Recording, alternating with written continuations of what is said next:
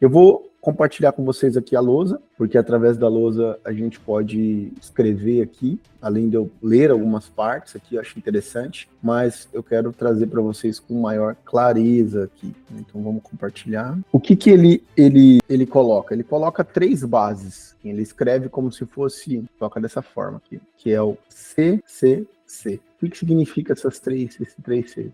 O primeiro C significa contrariedade. O segundo C significa crença. O terceiro C significa consequência. Isso, exatamente isso. Consequências. Então, primeiro, de novo, como eu acabei de dizer, quando a gente fala aqui, já vou adicionar uma nota adesiva aqui, quando a gente fala de crença aqui, nós estamos falando de pensamento automático dentro do nosso modelo cognitivo do iceberg cultural, tá? É importante vocês saberem isso, só vou deixar essa notinha de rodapé aqui para vocês lembrarem. Quando a gente fala de crença, a gente está falando nesse modelo do pensamento automático. Dito isso, o que seria, de certa forma, essa contrariedade? E o que seria essa crença? Vou pegar. Esse modelo de contrariedade, ele coloca assim, ó, ele tem um exemplo. Ó. Comecei a estudar à noite, há pouco tempo, depois do trabalho para tirar o diploma de mestrado. A primeira série de provas foram devolvidas e nem de longe me saí como eu gostaria. Essa é a situação. Então, a contrariedade é a situação ativadora do pensamento automático,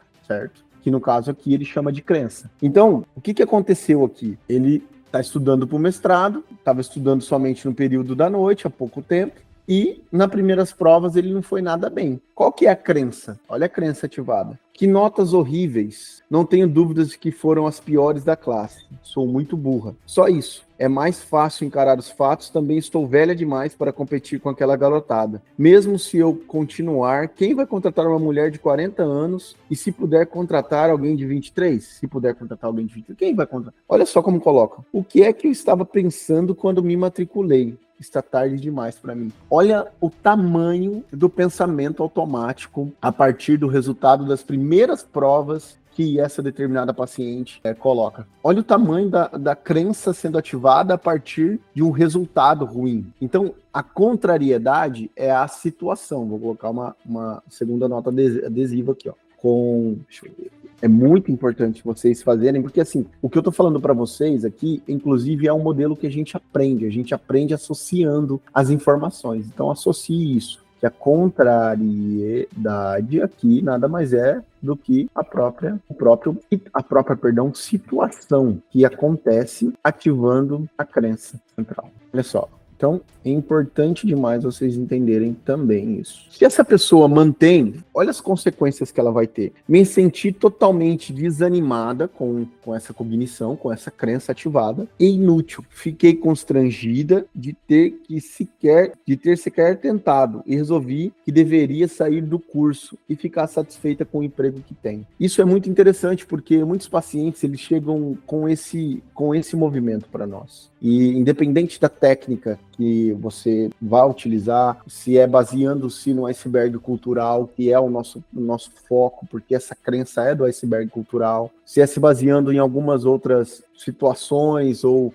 técnicas diferentes, eu quero que você compreenda que o movimento da ativação da crença, nesse modelo CCC que o Seligman propôs, é que os pacientes eles tendem a apenas lidar com a crença ativada e, consequentemente, acabar tendo ali, desculpa a redundância, uma consequência extremamente negativa, extremamente ruim, extremamente desgastante para ele. Logo, isso, quando ele tem esse movimento, ele não contesta, e ao não contestar, isso se torna uma verdade absoluta e uma repetição presente na vida dele. Então, um quarto C é colocado em prática quando ele começa a fazer um processo ou quando ele aprende essa própria técnica, tá? Que é o C da contestação.